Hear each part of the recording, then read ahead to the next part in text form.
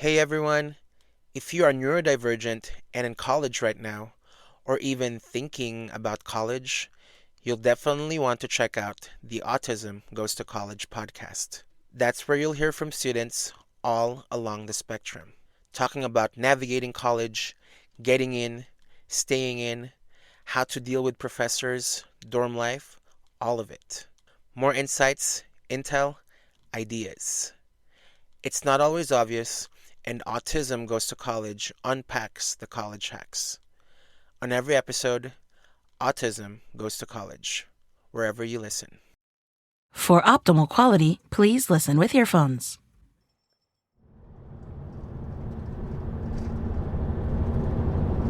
Out the windshield of the bus, the road unfurls ahead, sunlight pounding down. Pedro wears a quilted denim jacket and leans against the window, hands clasped in his lap. And let's turn right to Las Vegas, which has become the scene of the deadliest mass shooting in modern U.S. history. More than 50 people are confirmed dead after a gunman opened fire on a country music concert on the Strip. More than 200 people were told have been wounded. He looks out the wide bus window. Then he opens an office door. Based on audio descriptions for the film, this is Unseen, the immersive audio. Hey listener, it's me again, Seth. I hate to interrupt, but I gotta do my intro real quick. I made a film called Unseen, about my friend here, Pedro. We thought it would be cool to do the film all over again, but this time without the visuals. The thing is, Pedro is up against some difficult stuff in life. But rather than tell you about them, we're gonna put you inside Pedro's life instead, with the help of audio description. This is a documentary, unlike anything you've heard before. Please note that some of these episodes will include mature content and explicit language that may not be suitable for all audiences. Discretion is advised. From PRX, this is Unseen, Life as a Blind Immigrant. Chapter 2, Barely Getting Started.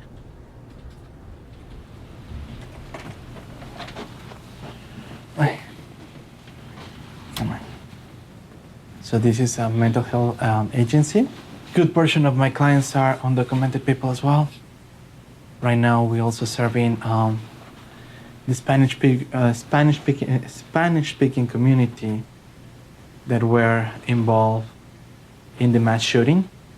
We're offering group crisis for them and also individual counseling. At the reception desk. Good morning. Hello, Pedro. Have you met Andrea or not? Andrea? She's our new volunteer. Hello. A pleasure. Good to meet you. Hello, likewise. This is Pedro. He's a student studying social work, How cool. and he's doing his intensive practicum with us. If you want to practice, this is a place to be. It's very, very good. And then always, even though I already have a patient, you feel supported by the team, the other therapist, and the clinical director. So I'm never completely alone with them. If I have an issue, I run to the clinical director or anyone else, because their doors are always open for whatever I might need. It's great. That's great, Pedro. Thank you very much. We are so happy to have you. No, I'm the one who is. I can't. I don't know Oh my, how to. you're like a telenovela. Maria Guadalupe. Ay, like La Rosa de Guadalupe. Well, we'll get going. So this is the kitchen.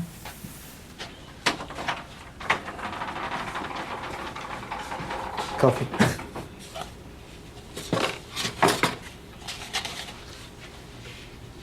I take it straight.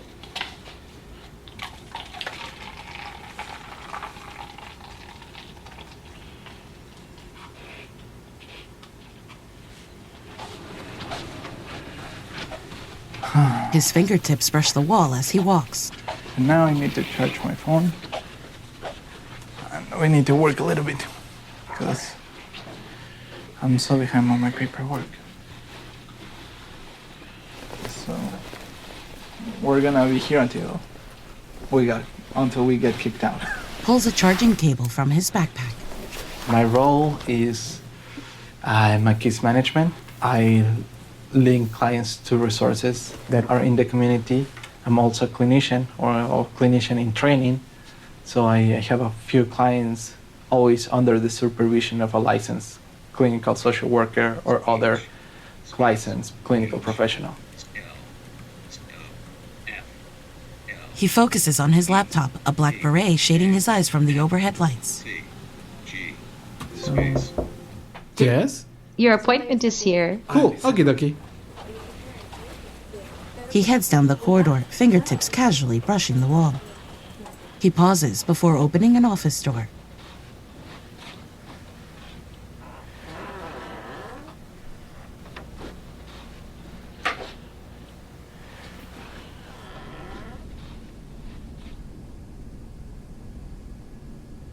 and what happened? What helped you to overcome that panic attack?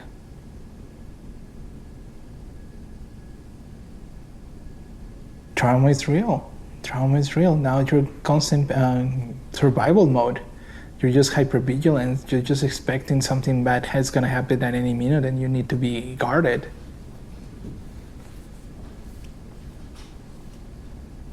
I'm guessing that it must be painful going over it. So probably it might be a bit more or less painful if we do it together. That way you can actually continue focusing on your healing process and be able to move on. Back in the hallway, Pedro's fingertips against the wall. He carries a styrofoam cup of coffee in his left hand. He glances side to side as he passes each office door.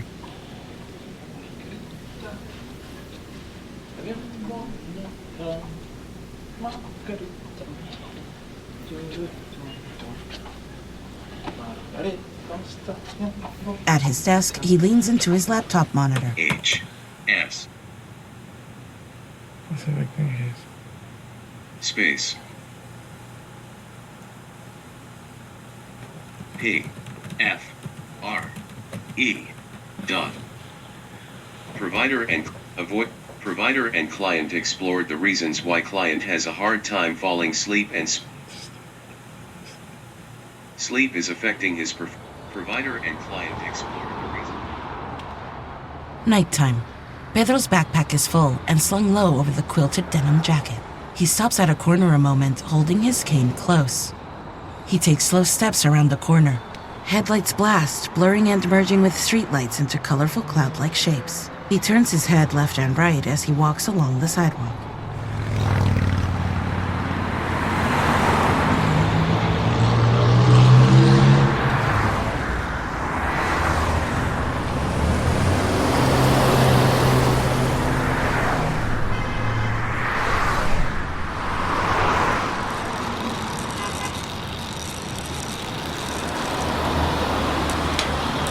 Friend, you want to move closer to the left? Okay, so... No. You just in, okay. You okay? Yeah, I'm okay. Okay. Just stick to your left. Yeah. And don't get run over. According to me, I'm still in the curve, no? You are still on the curve, yeah. No, I'm just like, ah! Fast cars. Oh, okay. Yeah, so like, wait a second. I think I'm still on the curve. He continues down the sidewalk, listening to traffic.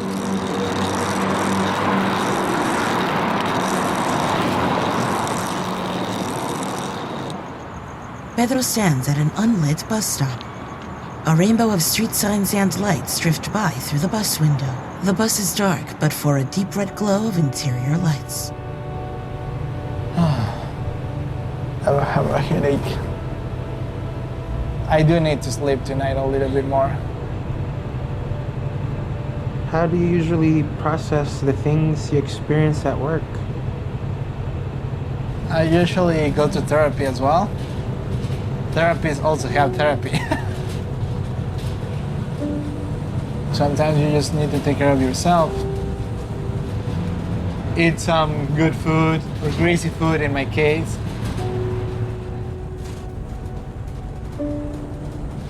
Distract yourselves. Do something productive, something meaningful. Yawns as he slowly rubs his face, his eyes pulls down on the rim of his beret.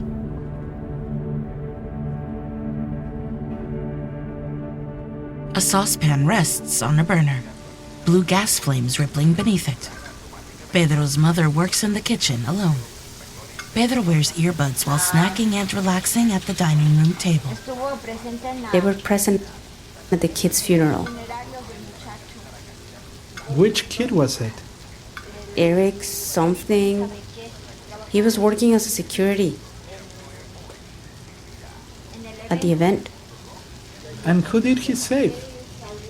He saved several people, but he was shot and he died. He was 20 years old. Such a sad thing. And the thing is that it was an Anglo-Saxon. I call them Anglo, not American, because we're all American. We're all born in the American continent, right? Or they're North Americans because they were born in the North. I feel Mexican, and I proudly say I'm Mexican. Tyler, where are you from? But Where are you from? also, just as I love Mexico because I was born there, I also love this country. Thanks to this country, we have met good people, angels that have helped us. It's very complicated What? being an immigrant. It is complicated because you do miss your Yeah. home country. Yeah, right? Yeah. You miss the traditions and food. But unfortunately, in your home country, you can't find the same opportunities like in this country.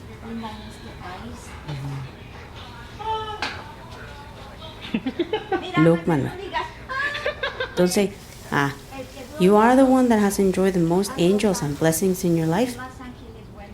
Thanks be to God. But the government hasn't done much to help me. What do you say? But the government hasn't done much to help me. True, It has done the opposite. but people have helped you. Yep, the people, not the country. Yes, but they live in this country.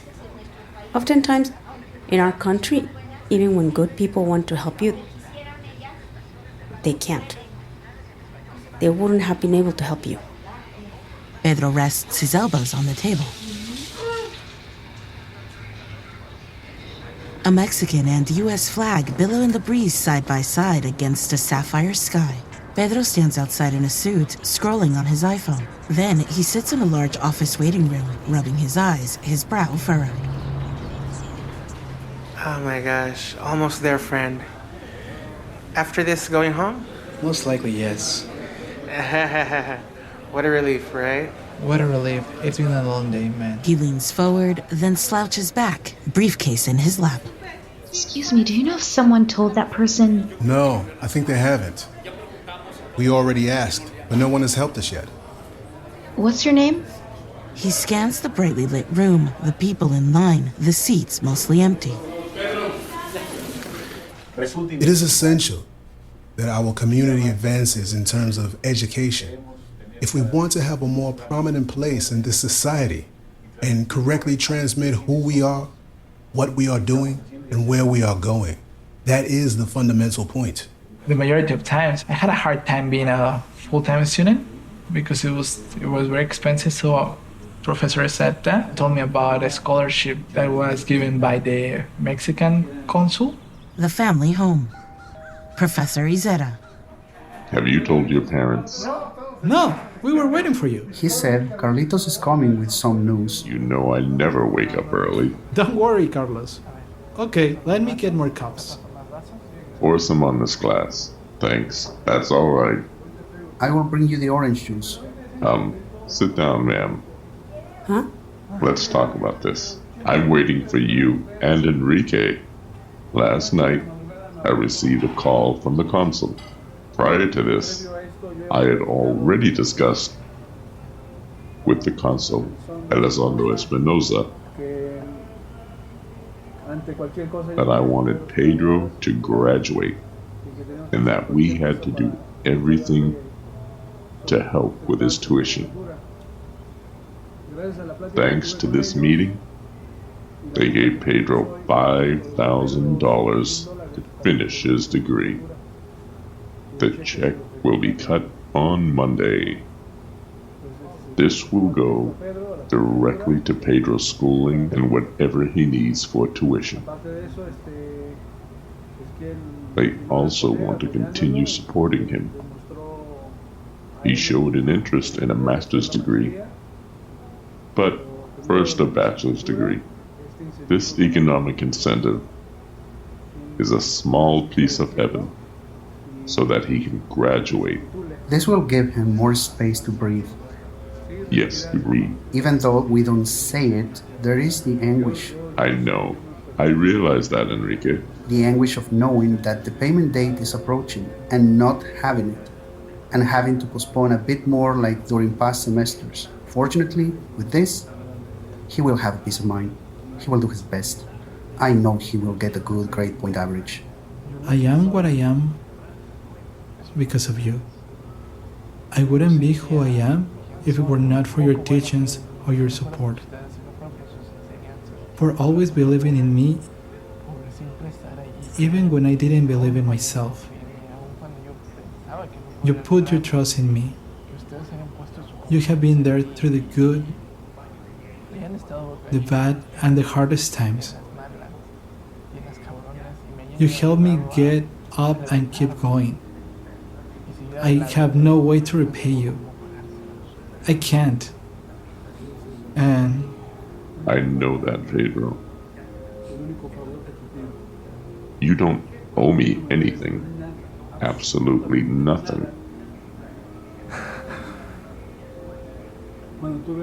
When you see someone less fortunate or lost,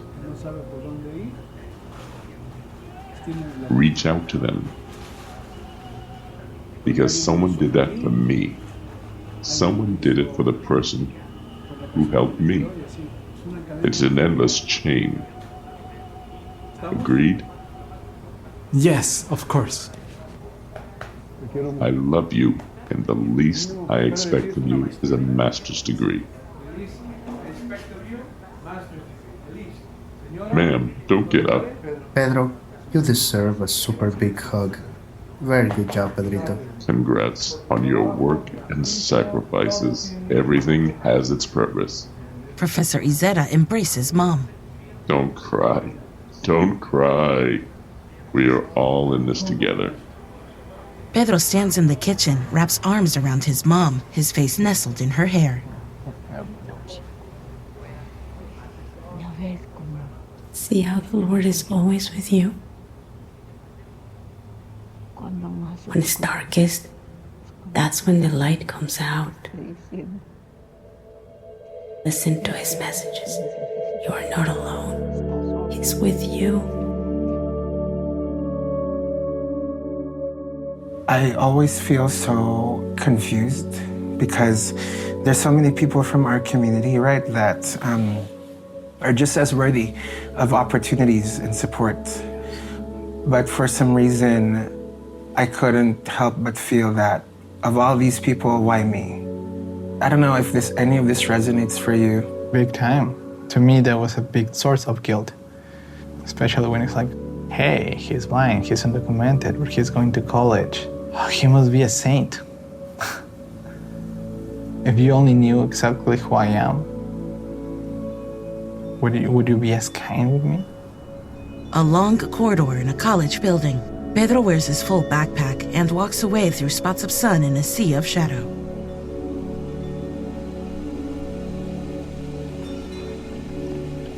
Sitting in the family living room, Tyler laps from a bowl in Pedro's hand. Mom is in the kitchen, Grandma at the table with Pedro's cousin. Tyler licks his chops.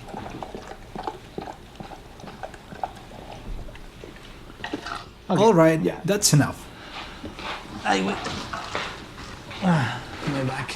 Pedro joins Mom in the kitchen. How many are there? We just need one more tray.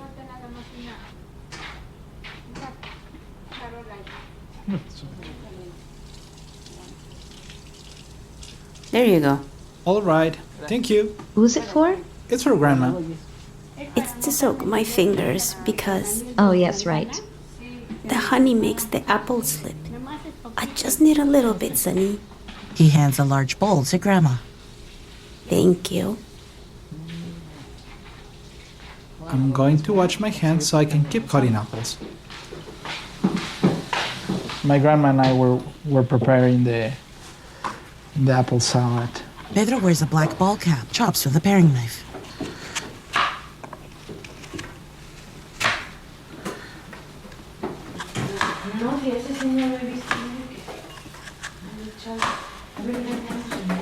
Finally, after 7 years, I'm graduating. And I still cannot believe it. It took me 7 years to finish my undergrad. That's why we're making so much food. Because tomorrow we're gonna celebrate. Yes! The majority of my classmates were super excited because I'm gonna go to grad school.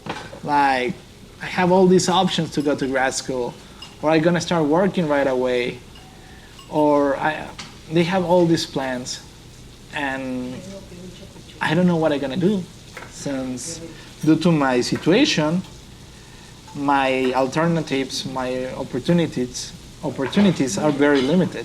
That's why I'm not super excited about it, because I don't know what's going to happen after graduation. It's just like all these sacrifices, all this hard work, is it really gonna pay off? Sometimes I know that it will, sooner or later it will, but definitely I have some moments where I doubt, when I'm when I'm not sure if I'm gonna be able to continue.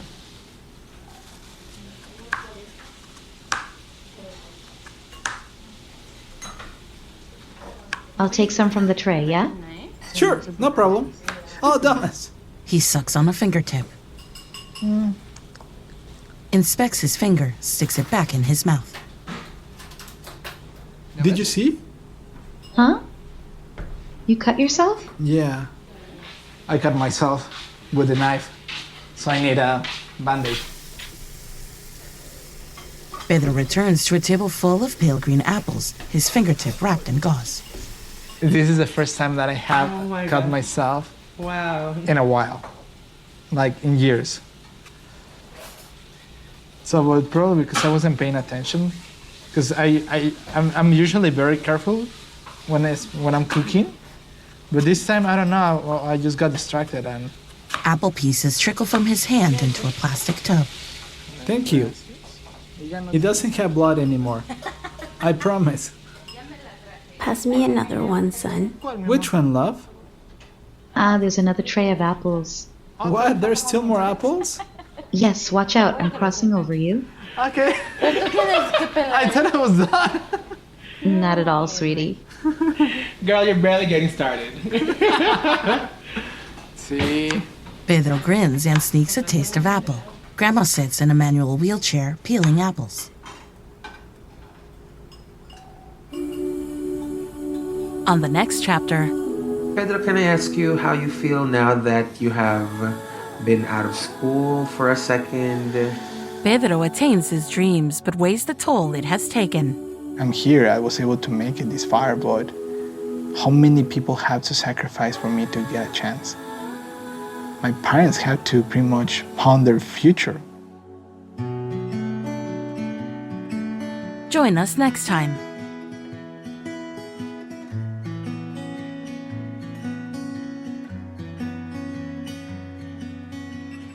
Unseen features the story of Pedro, directed by Seth Hernandez.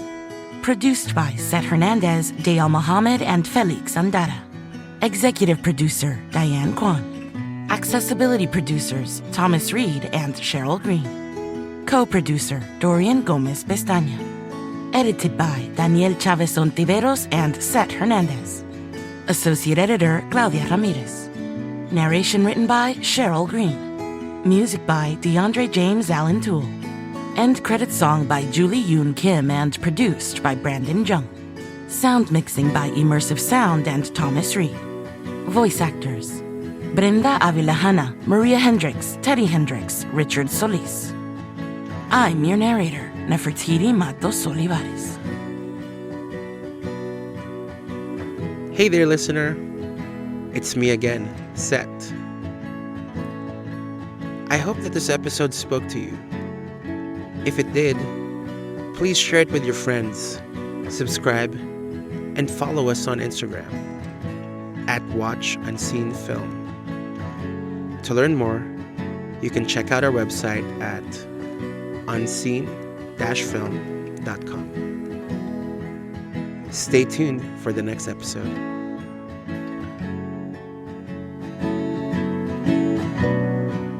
It's not that I don't trust you or want you close or need you 'cause I do. The madness of waiting, the balm in this healing, all take a bit of time. Stumble and crash in the dark of my mind, like I've got all the time in the world. Back through the rounded tracks I go. They say this is just how life goes. Stumble and dance with you. Oh, is this a new song I hear? Round and around this world we'll go. We'll make a home wherever we are.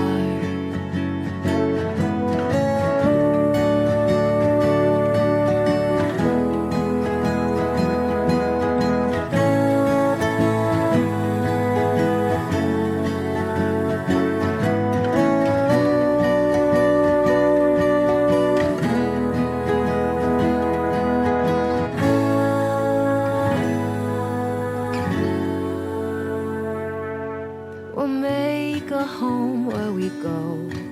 Sing songs that we don't know. We'll try and try, 'cause this is how life goes. We'll make a home where we go. Sing songs that we don't know. We'll try and try, 'cause this is how life goes.